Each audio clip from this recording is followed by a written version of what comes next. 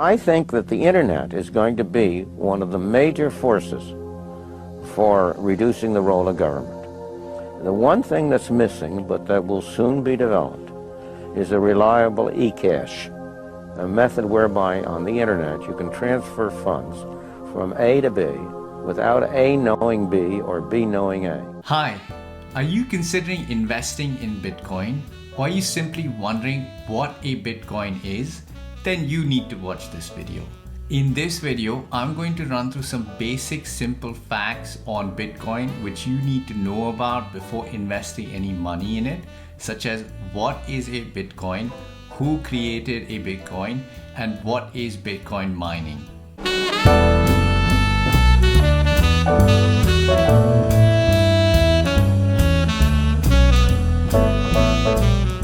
Hello and welcome to The Nimble Nomad. My name is Arjun and this is the channel where I talk about money and immigration related tips, tricks and hacks to survive and thrive in the UK. What is a Bitcoin? What is Bitcoin? What backs a Bitcoin? You put some of your money, real money, online and it turns into Bitcoin.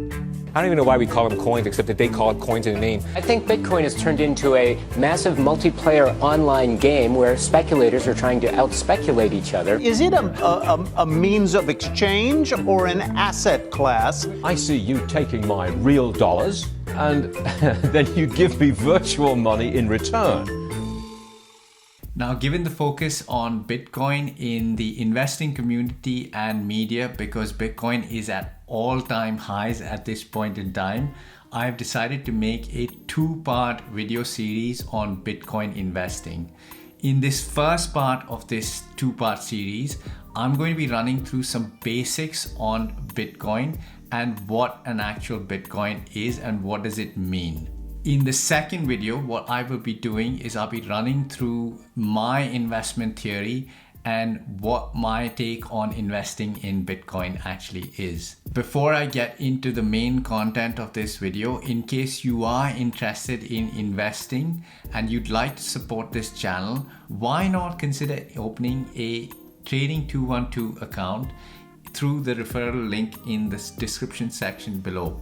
If you do open one through that link, you could get up to £100 of a free share, and full disclosure, I get a share as well. This really helps out the channel, and just so you know, this video is not sponsored by Trading 212. Okay, with that done, let's get into the main content of this video. Okay, so what is Bitcoin? To actually understand Bitcoin, you need to first understand the concept of money. Currency was first established about 6,000 to 9,000 years ago, and at that point, people were using precious metals as a means to exchange something of value. Most societies started using silver and gold around 3,000 years ago as a form of money, and these eventually became currency when they were minted into coins. Because precious metals like gold and silver are difficult to find, refine, and mint, these have always been perceived as a store of value by governments. Now, following that, more recently, in 1944, basically the United Nations met at a town in the United States called Bretton Woods at the United Nations Monetary Conference. At this conference, the US dollar was chosen as the global currency which other countries would peg their currencies to at a fixed price against the dollar. And most of the world's gold at the time was held in US vaults at the time. The US dollar would be backed by gold at a fixed price. This created the Bretton Woods system, whereby the world's currencies were effectively pegged to the price of gold through the US dollar. Following the introduction of the Bretton Woods system, the foreign countries which hedged or had their reserves pegged against the US dollar would be able to convert their currency into gold by selling their US dollar. I have directed Secretary Connally to suspend temporarily the convertibility of the dollar into gold or other reserve assets. However, in 1971, the US President Nixon announced that foreign countries could no longer convert their US dollar reserves, into gold, and this effectively came as a surprise and led to the current monetary system. Now, this new system that came into place as a result of President Nixon's announcement is called the fiat currency or money system. Basically, in this scenario, the currencies are not actually backed by anything except what the government of that country actually says the currency is worth. So these fiat currencies actually don't have any intrinsic value associated with them, such as gold backing those currencies. If you are actually curious about what fiat is and what it means, fiat is a Latin word, and by definition, fiat means an authoritative decree, sanction, or order. So in actuality, the money that we use on a day-to-day basis is just a bunch of numbers printed on paper, and it's of any value because the governments that we all vote in say that it's of value. It's not actually backed by anything which is physical or tangible in intrinsic value. So what is Bitcoin then? Bitcoin is basically much like the digital currency that we use through our online banking system. Basically, it's a means of transacting digitally. But it is also a payment network which facilitates the transfer and payment of transactions through the internet, called blockchain. What is your opinion of disruptive digital currencies such as Bitcoin? If you're looking for the idea that a currency doesn't really have to be something physical, it can be something that's virtual, that's the system we already have. You know, and if you want it to be, I want a way to make payments electronically, that's, you know, credit cards. I mean, so exactly what it is that this thing is supposed to be doing that we don't already mostly do. So you're probably thinking at this point, what's the difference between me transacting online with my dollars or my pounds versus me transacting in Bitcoin? Now, the main difference between Bitcoin and the traditional fiat currencies like the yen, the dollar, or the pound is that Bitcoin is completely independent and cannot be and is not mandated or controlled by any central government or authoritative figure.